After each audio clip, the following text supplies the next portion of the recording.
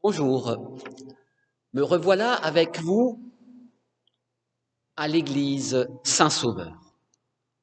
En ce temps, nous sommes appelés à faire église autrement. Et je me réjouis de vous retrouver à distance le dimanche matin pour nous permettre de garder les liens et nourrir notre foi.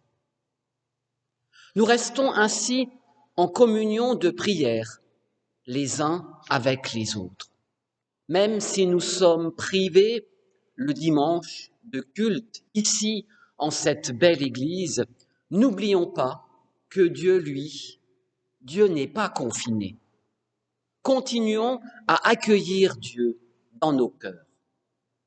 Et portons également dans nos cœurs, dans notre prière, les personnes touchées par la maladie, les personnes isolées et fragiles, les personnels soignants et enseignants, toutes les personnes qui travaillent et assurent des services pour le bien de tous.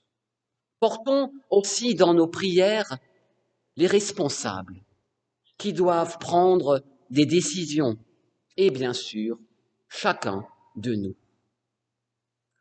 Oui, ce temps nous donne de compter sur l'essentiel. Aujourd'hui, il n'y a plus vraiment d'assurance. Et la question se pose, où sommes-nous en sécurité? Quand tout cela sera-t-il terminé? Nous n'avons pas de réponse. Cela nous tracasse. Mais je vous invite à changer de regard. Changer de regard. Je vous invite ce matin ou cet après-midi, là où vous êtes chez vous quand vous regarderez cette vidéo, simplement à regarder derrière moi. Derrière moi se dresse majestueusement l'orgue de l'église Saint-Sauveur. Il y a une inscription sur les tuyaux de l'orgue. Ehre sei Gott in der Höhe. Gloire à Dieu au plus haut des cieux. C'est le titre d'une cantate célèbre de Bach, que Bach a composée à Leipzig en 1728 pour le jour de Noël. Si la peur nous environne et que nous traversons la vallée de l'ombre de la mort, nous devons nous rappeler que Dieu, lui, règne sur le monde. Dieu règne sur le monde et sur nos vies. Ehre sei Gott in der Höhe, à lui la gloire. Et là, je pense également au psaume 46.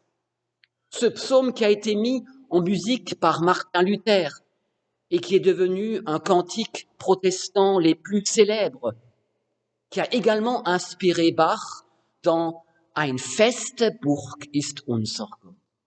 C'est un rempart que notre Dieu.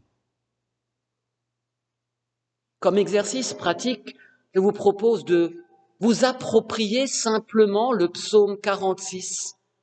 Ce psaume est un beau texte à la gloire de Dieu, que l'on peut lire seul ou à plusieurs, et qui redonne du courage.